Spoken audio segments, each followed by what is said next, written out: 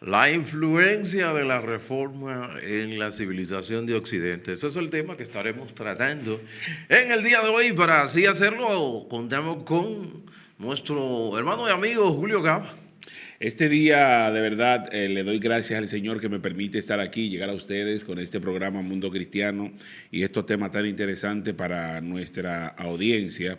De verdad, contentísimo. En el día de hoy, como decía nuestro compañero Arturo, la influencia de la reforma en la cultura occidental.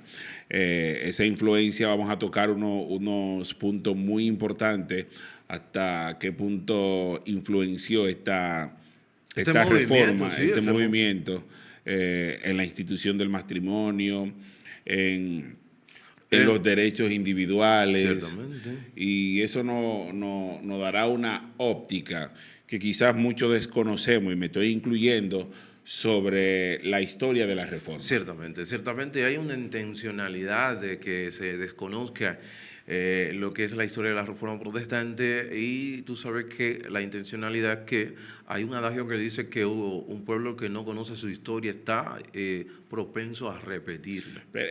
Arturo, eso que dice que hay acciones intencionales para que se desconozca o que la gente no aprenda sobre la reforma protestante, ¿hasta qué punto llega eso? Hasta el punto de tratar de ignorarla y tratar de vender la idea de que se está tratando de, vamos a decir, el día pasado hablamos de Idolatrando. idolatrar la reforma protestante. Ok. Y tú estás idolatrando, de hecho, por eso traímos el programa, que si había posibilidad de que un creyente idolatrase la Que Biblia. quedamos de acuerdo de que no. Al Que no, final no es porque posible. Dios y la palabra Son lo es mismo. lo mismo. O sea, que Sí. Dios se comunica con su pueblo a través de su palabra. Y si tú tienes miedo de que no caer en idolatría, ¿qué tú estás haciendo? Que estaría alejando del De la misma conocimiento de la palabra. misma palabra del Señor. Y esa es Exactamente. la idea intencional que tienen los teólogos liberales en nuestro entorno. Entonces, en el sentido de la reforma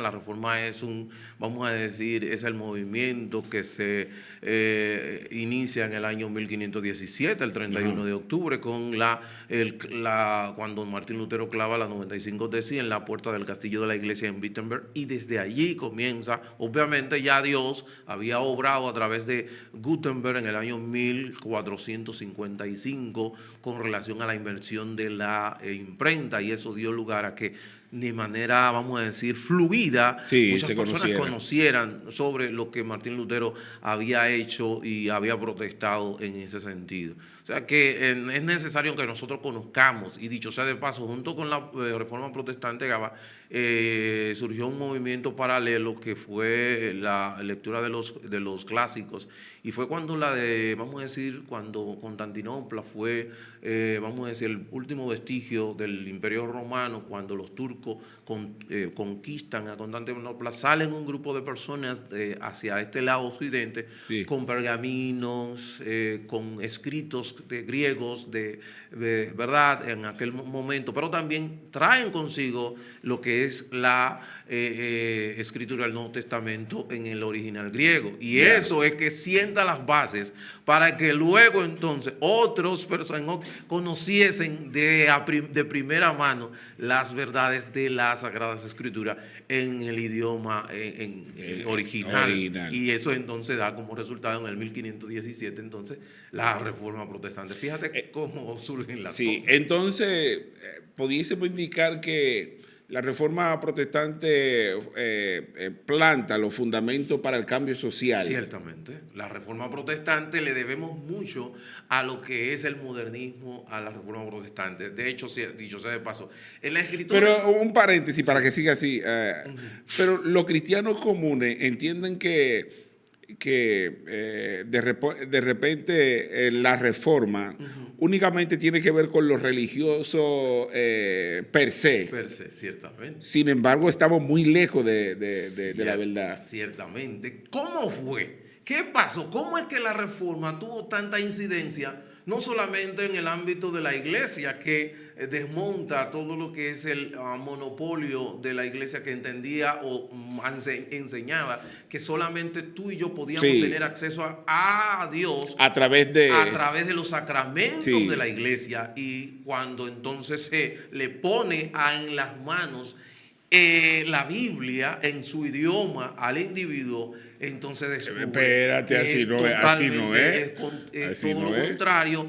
Y junto con ese ponerle la Biblia, Gaba, a las personas en sus manos, en su idioma, en ejemplo en el castellano, ¿qué hace con eso? Que también los reformadores comienzan a hacer un trabajo, y es de que alfabetizar a la población. Sumamente importante. Y lo hacen a través de la Porque el tema de la, incluso yo leyendo Ajá. y buscando, Sí, me doy claro. cuenta que incluso tiene incidencia en la forma en que se comenzó a enseñar de forma pública. Ciertamente. ¿Me entiendes? Así Y eso es increíble Así es. a través de la palabra de Dios, Sí. exactamente por el movimiento. Ciertamente. Entonces, todo lo que tiene que ver Dios la mío. civilización occidental, Gaba, y hoy día que estamos librando una batalla cultural, pero esa batalla cultural tiene un trasfondo espiritual. ¿Por qué? Porque Occidente fue levantada, sus bases se desprenden y es el producto de una cosmovisión bíblica, Gaba. Por eso hoy día nosotros contamos con estados, con naciones donde hay lo que es el sistema constitucionalista. ¿De dónde se desprende el sistema constitucionalista? Consolidación de las naciones, Estado y bases democráticas. Así es, de las Sagradas Escrituras. De ahí es que sale. De ahí es que sale, porque se entendió, como dice Romanos capítulo 13, que la autoridad fue dada por Dios. Ese gobierno, ejemplo, dice, inclusive, ¿sabes cómo le dice a los magistrados y a los gobernantes? Le llama diáconos, servidores de Dios. Para que tú tengas una idea, eso lo dice Romanos 13. Para que se quede claro. Exactamente. En su gracia común, el gobierno es, vamos a decir, es el instrumento de Dios para manejar o dirigir. ¿Y cuándo la reforma llega a ser y puede ser visible el fundamento teológico del individualismo? ¿Cuándo puede ser visible? No, te voy a cambiar el término. Señores, Gaba se sentó ahí, él comenzó a estructurar su programa. No fue que él y yo nos pusimos de acuerdo. Yo me quiero referir a la evolución del derecho Sí. Sobre el individualismo. Sobre el individuo. Mira, cuando se le pone la Biblia en las manos al individuo, el individuo inmediatamente puede ver que hay una responsabilidad de él. Dicho sea de paso, yo no sé si tú has escuchado el término que se dice la salvación es individual. Sí, sí, claro. Bueno, se utiliza mucho. Se utiliza mucho. Entonces, yo como individuo tengo la responsabilidad de ir al Señor por medio de la fe. Bien. Entonces hay una responsabilidad per se. Yeah. Al haber una responsabilidad per se, se entiende que los puritanos entendieron que el hombre como pecador no podía tener todo un poder absoluto en las manos. No. Y tenía que tener contrapeso. Y ahí es donde viene la división de los poderes.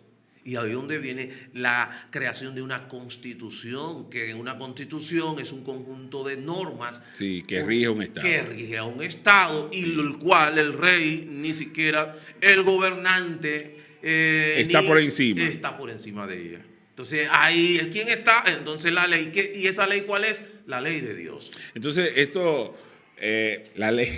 Sí, la ley porque viene sí, se desprende de Dios, sí. Y Dios es el legislador, ¿verdad? Por excelencia. Entonces ya ahí, entonces ellos tienen que rendir cuenta. Mire lo que dice aquí, relación directa con Dios. Sí.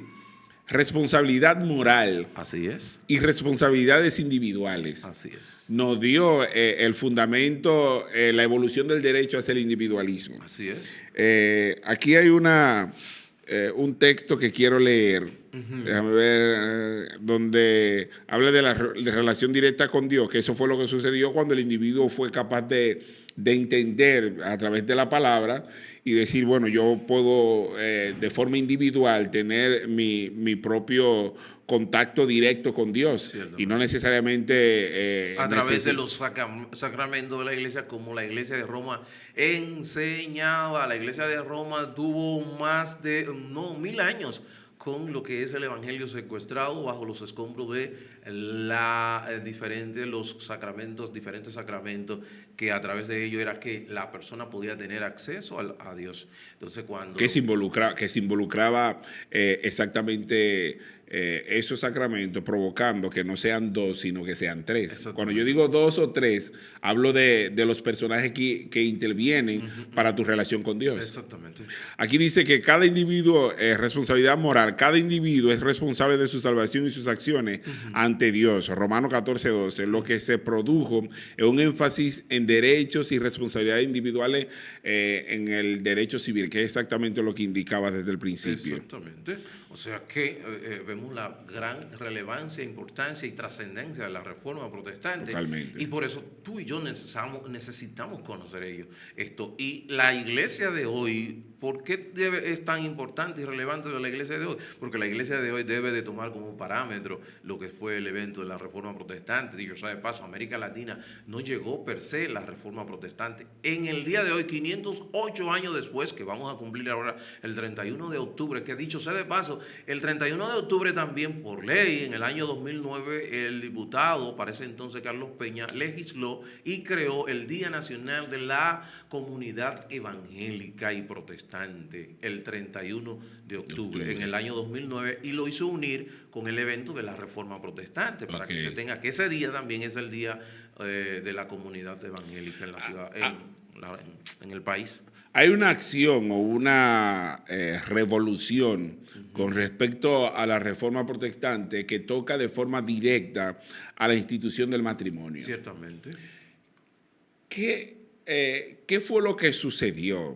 ¿De dónde se desprende? ¿Qué ocasionó la Reforma Protestante con respecto a la institución del matrimonio? A la institución del matrimonio, recuerda que había la enseñanza del celibato, los sacerdotes no tenían, ¿verdad? No podían casarse, y cuando Martín Lutero hace lo que hace, ese movimiento que es producido, Martín Lutero toma la decisión de casarse, porque inclusive habla de la institución del matrimonio y habla dicho sea de paso, que el matrimonio es la patria chica de este mundo. La patria chica porque del matrimonio va a depender, vamos a decir, todo lo que es la sociedad. Bueno, la sociedad en sentido general, eso es así. General, y por eso tú estás viendo hoy día como de una manera totalmente sutil, como la ideología o la cultura woke ha tratado de que no, matrimonio puede ser un hombre, o una mujer, cuando eso es falso, de toda falsedad, porque viene de la misma palabra del Señor.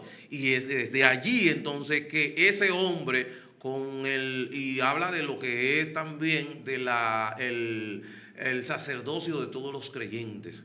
El sacerdocio de todos los creyentes tiene que ver con la responsabilidad de todo hombre de familia, de tener la posibilidad de transferir la fe a sus hijos, de ser el líder en su familia, de ser la persona idónea para conectar, o vamos a decir, a llevar a su familia a lo que es la verdad de la palabra del Señor. Entonces, esos 1000 años de oscurantismo que hubo, como lo dice la palabra aquí, ejemplo, 1 de Pedro 2:9 dice, más vosotros sois, fíjate cómo dice, linaje escogido, real sacerdocio. ¿Eso es qué, Romanos? No, eso es 1 de Pedro.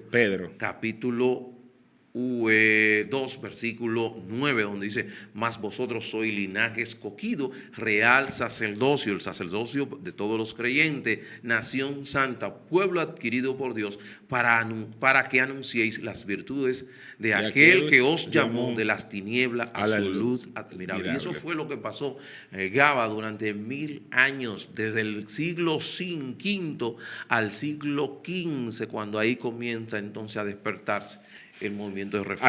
A mí me causa mucha intriga la transformación que que logró el matrimonio como tal.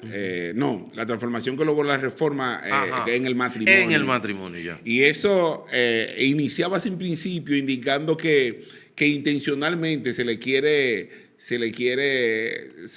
que no se conozca la reforma como tal, provocando así que la gente olvide cosas tan importantes. El matrimonio como contrato civil se elevó la dignidad del matrimonio al ser considerado un pacto sagrado y un contrato social.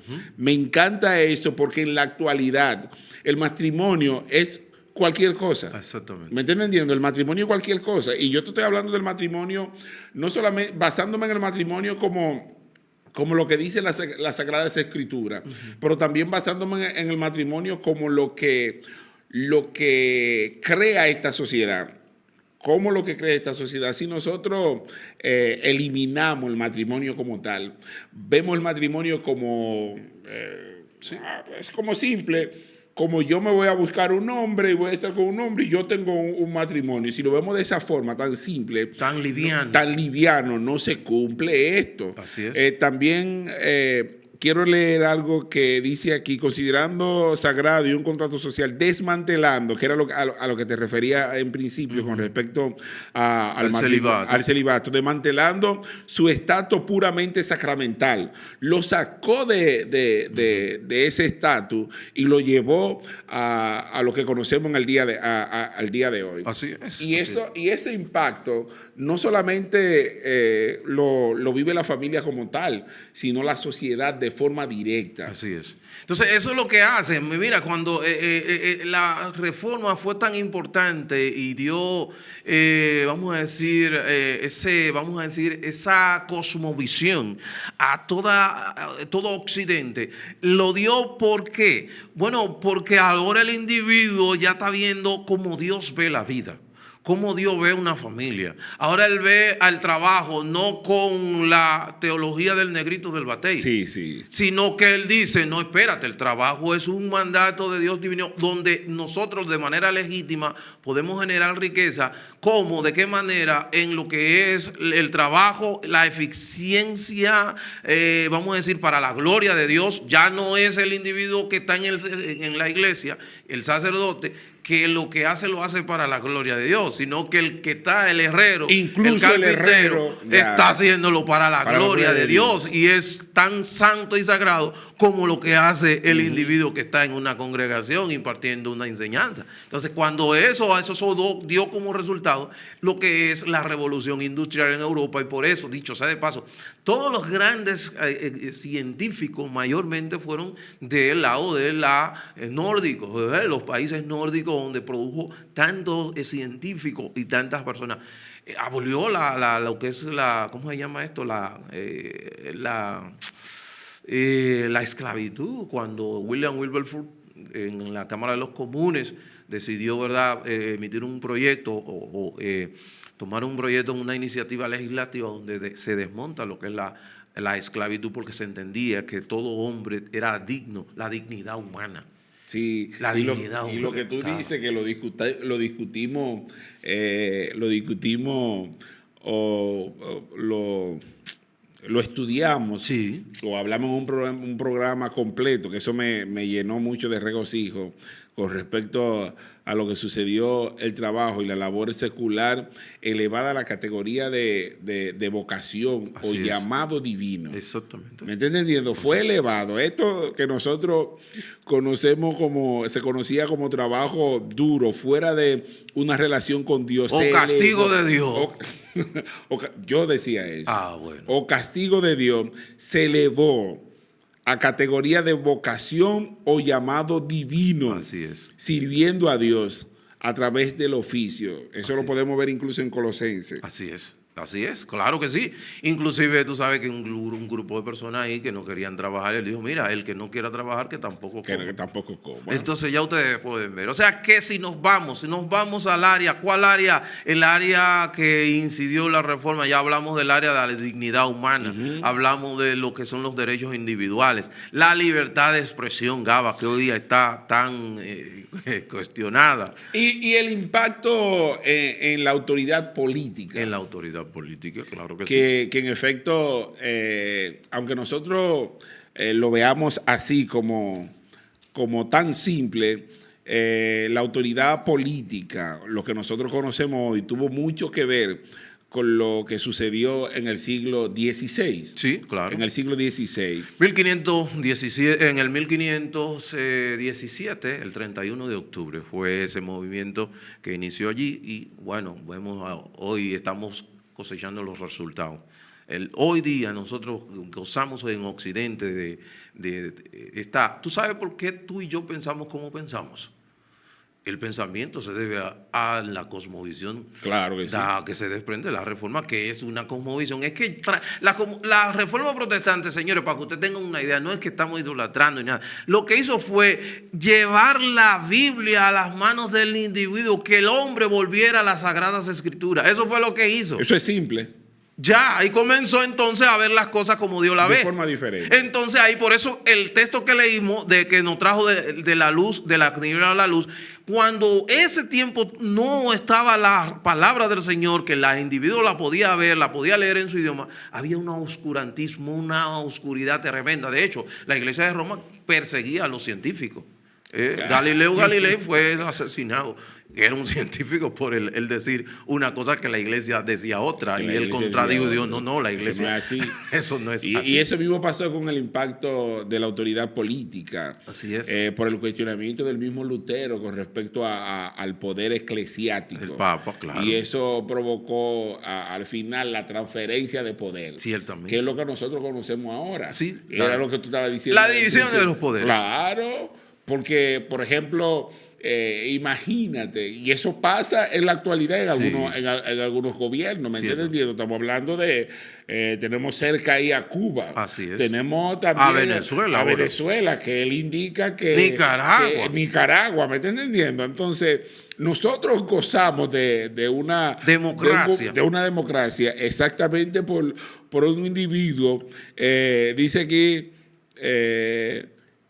afirmación hay una palabra que dice aquí donde él, déjame leerlo completo, el cuestionamiento de la autoridad papal sentó un precedente para cuestionar la autoridad monárquica absoluta. Exactamente. Ahí donde viene lo que es el sistema constitucionalista, donde los gobiernos deben de dirigirse o regirse por una constitución, que es el conjunto de normas que, vamos a decir, toda nación traza las pautas de toda nación. ¿De dónde se desprende? De las Sagradas Escrituras. Dicho sea de paso, en Deuteronomio le decía el rey, una de las encomiendas del rey que iba, era que tenía que leer el libro, las Sagradas, que tenía que leer la Escritura todos los días, para que él no se olvide de que él no está por encima del soberano que es Dios. Y nosotros simplemente... vemos los beneficios de la Sagrada Escritura basándonos únicamente en lo espiritual. Así ¿Me está entendiendo? Y no sabemos hasta qué punto, y no se discute, no se presenta hasta qué punto ha trascendido el mundo, exactamente teniendo como base las Escrituras. Fíjate, el evangelio, Señor, el cristianismo verdadero es vamos a decir, consistente con la realidad. Yeah. Gaba, es que es que no es algo místico. El evangelio, la vida cristiana no es algo místico, es algo que es práctico, real. ¿Cómo es que para que si Gaba hace todo lo que hace para la gloria de Dios, Gaba no tiene que esperar que lo esté virando el jefe para hacerlo bien? No. Porque él lo va a hacer con excelencia. Y eso va a dar como resultado que tu éxito, obviamente, totalmente, a nivel de tu trabajo. Sí, y dará como resultado que riqueza. Y dará como resultado un país próspero. O sea, es una cosa te lleva a la otra. Pero hoy día estamos mirando y todo esto, la dignidad del ser humano, que no importa a que tiene valor, un valor más que otro. Tiene el niño que está en el vientre de una madre, tiene menos valor que el que está afuera. No. Entonces, todo esto nosotros podemos, y por eso hoy día ustedes ven cómo hoy día se quiere revertir. Y esa lucha o esa batalla cultural, señores, en el trasfondo es espiritual. ¿Por qué? Porque va a hacer que muchos de nosotros, muchas de las personas, sean seducidas por ideas que son contrarias a lo que dice la palabra del Señor. Totalmente. De verdad, yo confesé antes de comenzar el programa que tenía poco conocimiento con respecto a la reforma. Claro que Y su conozco impacto. y su impacto, sobre todo su impacto, sobre todo su impacto. Y yo creo que usted que está escuchando este programa, que también lo está viendo por YouTube, sería bueno que investigara sobre la reforma. Sí. La reforma, al colocar la Biblia como autoridad suprema, desencadenó una transformación de la cosmovisión, pasando de una sociedad jerárquica y colectivista a una donde el individuo era el centro de la responsabilidad religiosa, social y legal. Así es. O sea que tenemos que continuar estudiando y profundizando. Y todas estas universidades que hoy día niegan a nuestro Señor Jesucristo fueron levantadas por los reformadores, Yale, Princeton, Harvard, todas ellas. Al momento de usted darse cuenta de eso, usted dice, a donde yo estoy caminando bien. Así es. Dios le bendiga, señores, Dios le guarde. Seguimos con la reforma para mañana, los caballeros con un tema tan importante y ahora estarán hablando de la reforma en América Latina.